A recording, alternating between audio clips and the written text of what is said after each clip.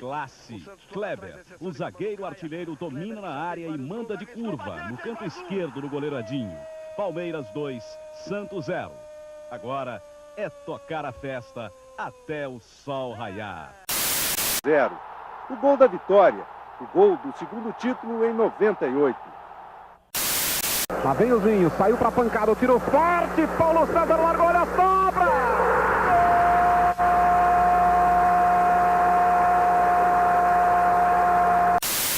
Apita Carlos Eugênio. O Palmeiras vence a Copa dos Campeões. O Palmeiras garante estar de novo na Libertadores da América no ano que vem. E o Palmeiras... Partiu Zapata, sai que é sua, Marcos! Bateu pra fora!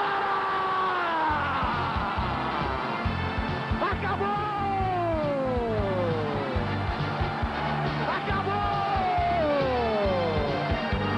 O Palmeiras é campeão da Libertadores! A época dourada do Palmeiras com a Parmalat atingiu seu auge. Foram diversos títulos importantes nos anos 90. Mas ao mudar do século, a Via Láctea foi embora e as conquistas ficaram apenas nos pôsteres.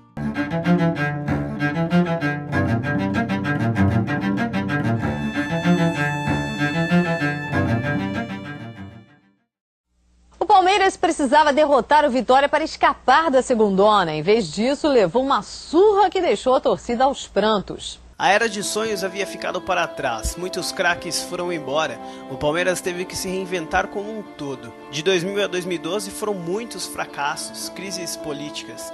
O time ainda conquistou a Copa do Brasil de 2012, mas meses depois voltou a ser rebaixado para a Série B. A paixão do torcedor estava, mais uma vez, sendo testada. Muitos palmeirenses, assim, afunilaram seu amor pelo Palmeiras justamente nessa fase ruim, justamente inverso.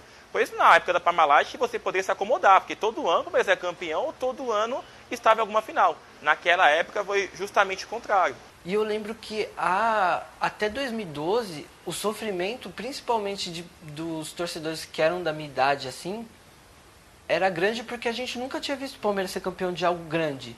Isso é horrível, pois na escola, né, todo fazia aquela rodinha de amigos e falavam, meu time foi campeão disso, meu time foi campeão daquilo. Eu chegava com um argumento forte, meu time é o campeão do século, não vem com essa.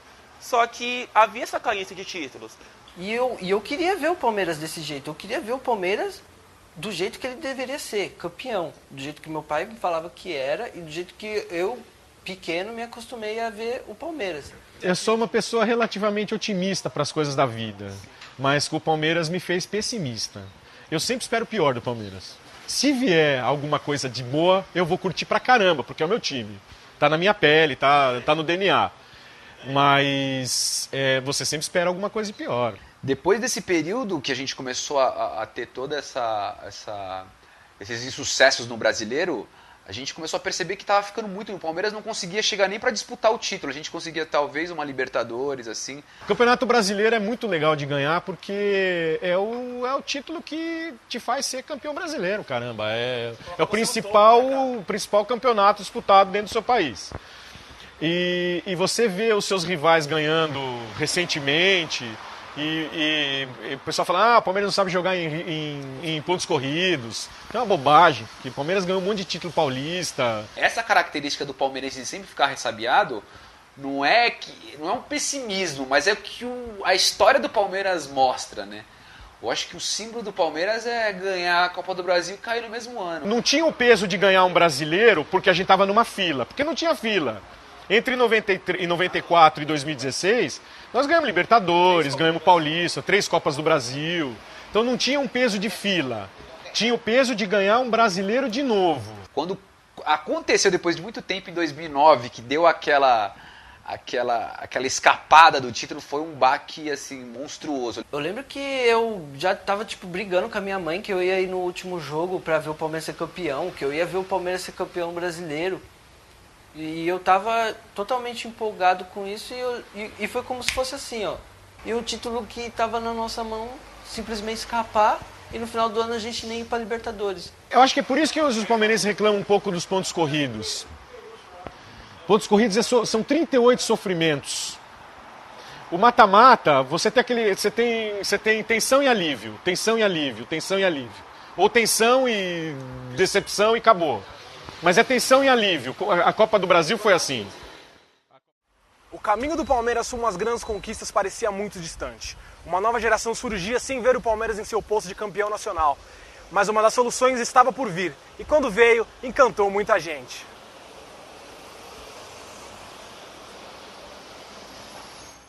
A gente tinha um pouco de insegurança, pô, será que a gente vai se sentir em casa, como se sentia no Palestra Itália? Nos primeiros jogos, me bateu muito essa insegurança, né? E tudo isso passou a primeira vez que eu subi as escadas e olhei o estádio. É um negócio que foi uma emoção única. O estádio estreou em 2014, no ano do centenário do Palmeiras. Pouco tempo depois, o Allianz Parque, com o seu charme, já havia conquistado o coração do torcedor. Mas, apesar de toda a animação, quase tudo foi por água abaixo. Bom, terminou o jogo. Terminou, mas não terminou, né? Porque agora a gente vai ficar de olho no jogo do Vitória. O Santos está no ataque. Independentemente de outro resultado, o Santos chega com perigo. O Caju domina, ficou na cara do gol. Olha a chance do gol! Gol do Thiago Ribeiro! Gol do Thiago Ribeiro! O Palmeiras está salvo. Sente só! Vem pra cá, vem a comemoração da Arena do Palmeiras! Quando a gente podia... O futebol é uma coisa impressionante. A torcida do Palmeiras está comemorando o gol do Santos!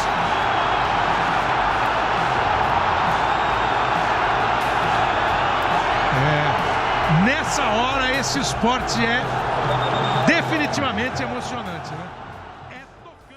Puta, aquele show foi cagaço. Porque assim, eu tava numa época que meu irmão, que tava sendo importante pro meu irmão virar palmeirense de verdade.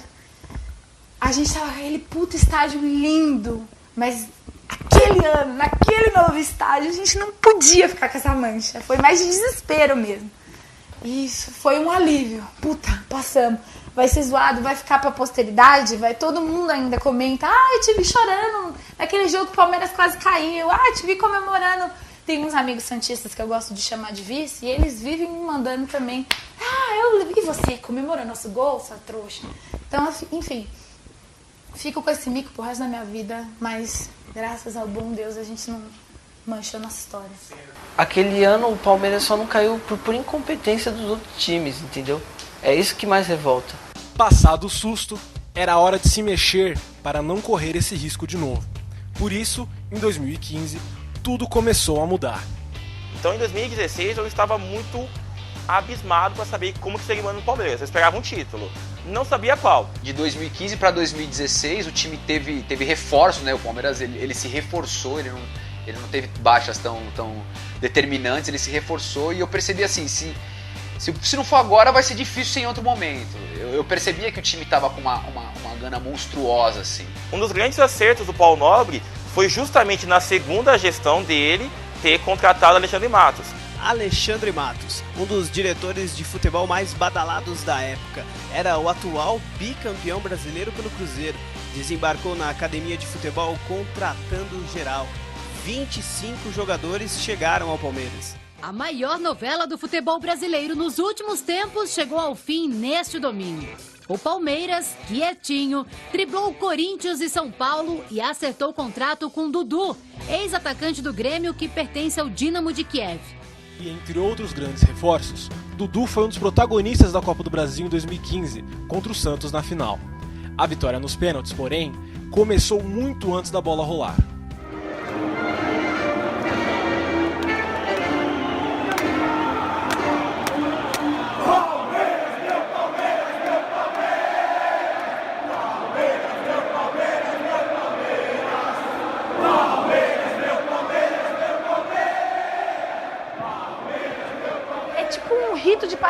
É tipo um start.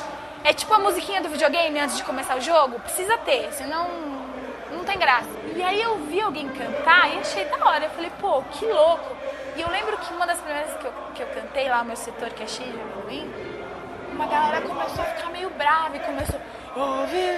Tipo, cantar alto pra, tipo, tretar. Não é assim que canta, é assim. E eu, Palmeiras, meu Palmeiras...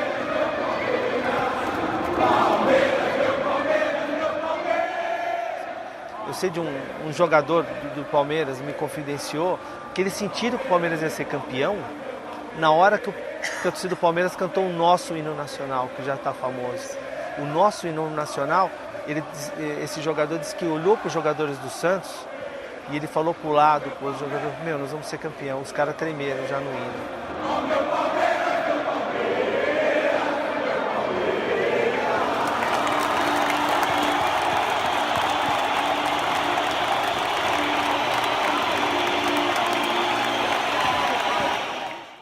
A conquista da Copa do Brasil serviu como um gás a mais ao Palmeiras. O título deu ao time uma vaga na Copa Libertadores da América de 2016. Entrou com um certo favoritismo, mas as coisas não estavam dando certo com Marcelo Oliveira no comando e o treinador foi demitido. Para tentar se recuperar a tempo na temporada, o Palmeiras trouxe o técnico Cuca para assumir a equipe, mas não há tempo de evitar a eliminação na fase de grupos da competição intercontinental. No Campeonato Paulista, o time caiu na semifinal. Parecia que o ano não seria bom, até que tudo começou a mudar. Podia ficar quieto aqui e não falar nada, mas se você mesmo, nós vamos ser campeão brasileiro, nós vamos buscar, não é demagogia, nem ofensa, nenhum outro time, é porque nós vamos buscar isso e eu vou conversar com esse grupo em cima disso, eles vão dividir comigo isso aí. Eu sempre confiei, até antes do Cuca falar naquela coletiva, no meio da Libertadores, quando a gente perdeu a Libertadores, de que ele tinha certeza que o Palmeiras ia ser campeão brasileiro, eu já confiava antes dele falar tudo aquilo. Cara, eu não sei se não é nem premonição, mas é uma coisa de avaliar os últimos brasileiros, o início que o Palmeiras teve, né? E até o próprio Campeonato Paulista contra o Santos, o Palmeiras marcando aqueles 2 gols lá contra o Santos na Vila, lá nos últimos minutos. Aquilo lá foi fabuloso. Tudo bem que o Palmeiras não ganhou o Paulista, mas você percebia que o time ele não se entregava, ele tinha uma força além do que já teve nos últimos anos. Mas eu não falava isso pra ninguém, não falava isso pra Joyce, não falava isso pros meus amigos, eu guardava isso pra mim, porque eu sabia que em algum momento o Palmeiras ia palmeirar, né? A gente não ia dar alguma coisa que ia dar problema. O Palmeiras sabia que era diferente esse ano, que era só fazer as coisas direitinho, o time era bom, né? O Cuca me surpreendeu, até a mim me surpreendeu, porque eu não esperava que ele fosse fazer um trabalho tão bom, né? Mandou 2 jogadores pro Cruzeiro, o Rubinho e o Lucas, para pegar 2 porcarias. Mas na verdade, se você entende, você vê. Eu conheço o futebol. Se é mentira o Rubinho, que é a arma do Palmeiras. O palmeirense é muito exigente. Ele é a torcida mais chata, mais exigente, mas é a mais apaixonada também. Acho que isso faz parte. Nem em 93, 94 havia unanimidade. E eu acho que era uma coisa que, assim, eu vi as pessoas criticando, eu não entendia. Eu falei, esse não é o momento, o Palmeiras está num momento raro e eu acho que a gente tem que acompanhar. Tanto que na primeira rodada ele meteu 4-0 no Atlético Paranaense, que é um puta time, né? Foi um jogo, assim, que eu fiquei impressionado com a intensidade que Cuca propôs à equipe. Isso foi muito interessante.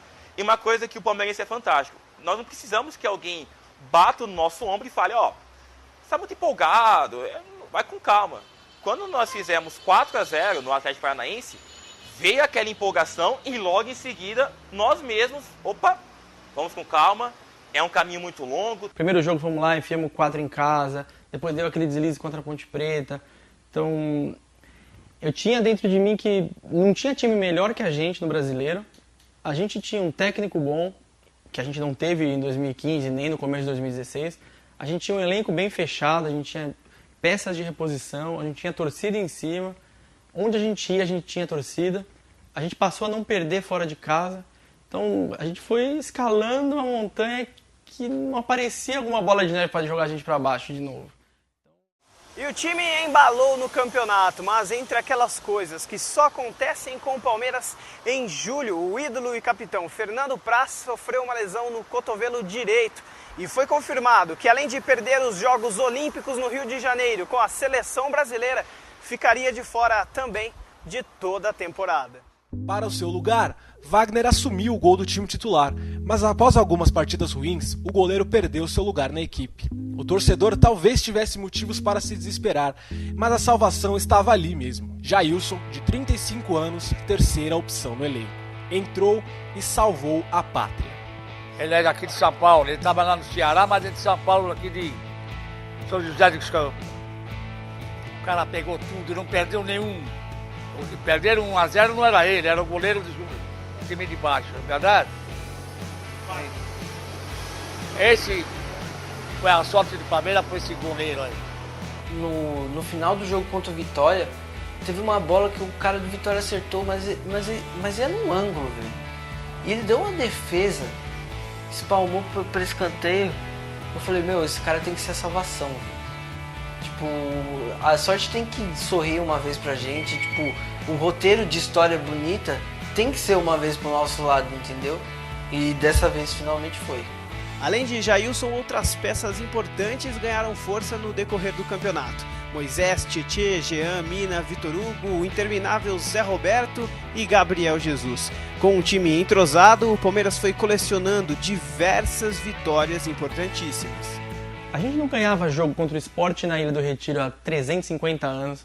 A gente não ganhava do Inter há 400 anos. A gente não ganhava do Atlético Paranaense, nunca ganhamos do Atlético Paranaense lá, ganhamos antes do Arena da Baixada. A gente ganhou do Corinthians fora, por mais que seja freguês, rival, tudo, salão de festa, mas pô, ninguém ganhava do campeão brasileiro na casa dos caras há 200 anos. A gente ganhou do Flamengo fora, a gente ganhou do Fluminense fora. Então, pô, a gente não perdia jogo que a gente sempre perdia. Então, a gente sabia que a gente ia ganhar, mas a gente não aceitava que a gente ia ganhar, né?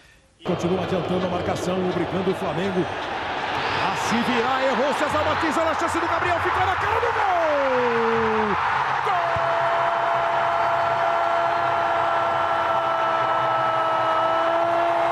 Gabriel Jesus, gol do Palmeiras! Eu sabia que a gente não ia perder quando a gente ganhou do Flamengo em Brasília. Porque lá a gente foi no jogo, a gente estava lá em Brasília, a gente viu, dividimos o Mané Garrincha de torcida com o Flamengo, então a torcida estava em cima, a gente viu um time muito aguerrido, não deixou a bola cair, tomou um empate, virou, dominou o Flamengo. Então lá a gente estava em 5º lugar, eu lembro até hoje, 2, 3 pontos atrás do líder. Mas de lá eu falei pra ela, que a gente tava no jogo, eu falei, esse ano a gente vai ganhar o campeonato, pode anotar. Nós voltamos no time, no voo do time, o voo deu todo aquele remeleixo, não pousou. Aí, mano, esse negócio começou a tremer, aí o tiozinho abriu a janela. Eu não sei se a chuva já tava desde então, e eu não tinha percebido, já tava chuva. Eu tava tão feliz que eu nem caguei, eu caguei que tava chovendo. De repente, preparar pro pouso. E mexia pra lá e mexia pra cá. Aí o tiozinho, eu só lembro uma hora que eu tava assim no Thiago já, né? Aí ele abriu a cortininha lá, um negocinho. Só vi os raios assim, cruzando no céu, batendo na asa do avião. A asa parecia um pássaro, tava assim, ó. Eu, mano, puta que pariu. Aí eu pensava, puta que pariu, eu vou morrer e o time do Palmeiras tá dentro do avião. Então é 3 desgraças. Eu vou morrer, meu marido vai morrer e o Palmeiras vai morrer. Aí eu até lembrei, pô, o Dudu não tá, né? Que ele tinha ficado pra ir pra Goiânia. Eu, puta, pelo menos o Dudu vai se salvar. Eu lembro que eu pensei isso uma hora. E eu, caralho, e beleza. E justamente pelo vento, o avião tava arregaçando, descendo, muito forte. Por mais que você ande pouco, você tá meio acostumado quando vai chegando em Guarulhos, principalmente, que a pista é maior, que tem mais fluxo de avião. Ele vai dando umas curvinhas pra cá, umas curvinhas pra lá, vai encebando.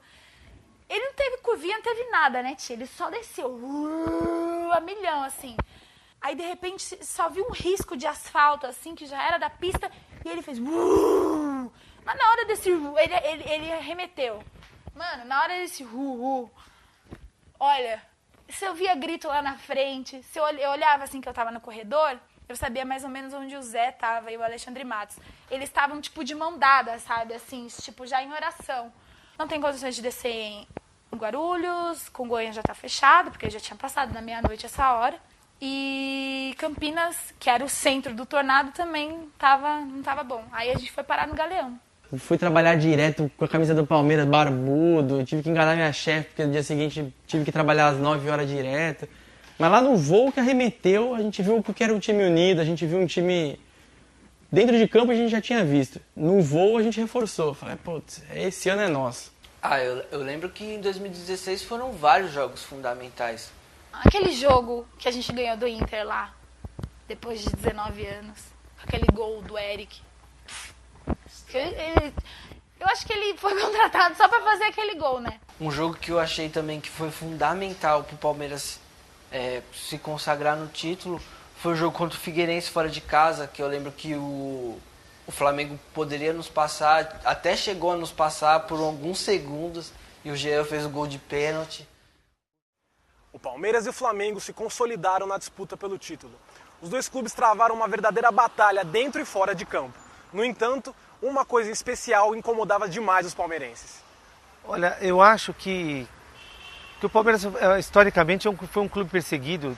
A história está aí para contar em diversas maneiras, em diversos momentos da história. E essa perseguição continuou em parte da imprensa. A imprensa não falta inteligência.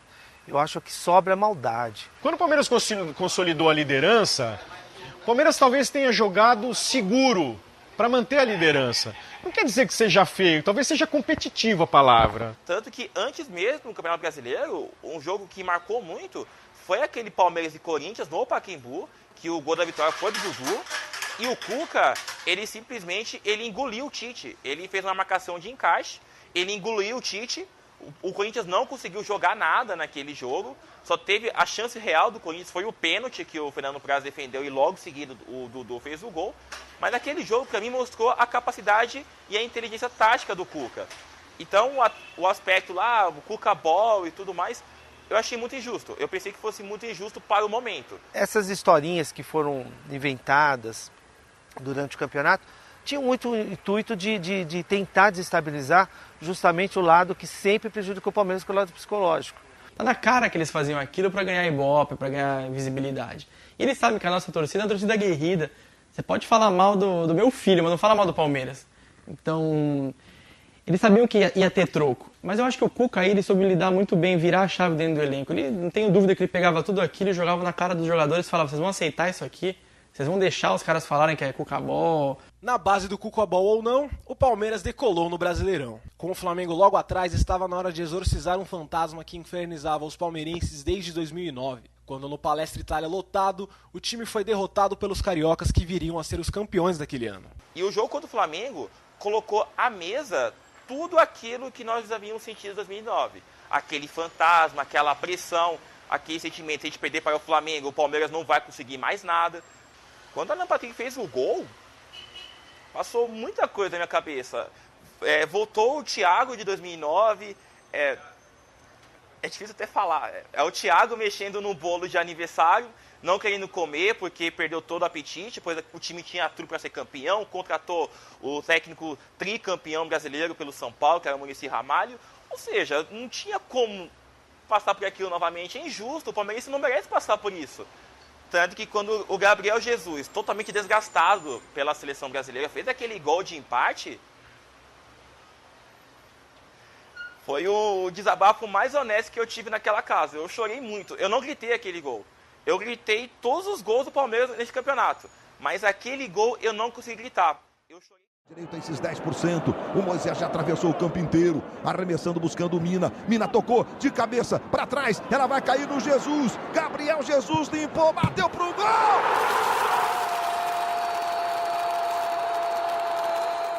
Eu chorei copiosamente e eu falei, aqui, a partir deste momento, o fantasma de 2009 acabou. O Palmeiras pode perder o título para o Santos, por exemplo, mas o título vai ser perdido por uma outra situação, mas não me venham com essa história de fantasma de 2009. Não me venha com um gol olímpico do Petkovic no mesmo Palestra Itália. Não me venha mais com isso. Quando acabou o jogo do Flamengo, sabe quando tiver aquele misto de sentimentos? De que, porra, a gente devia ter ganhado, mas, porra, a gente não perdeu, a gente é líder.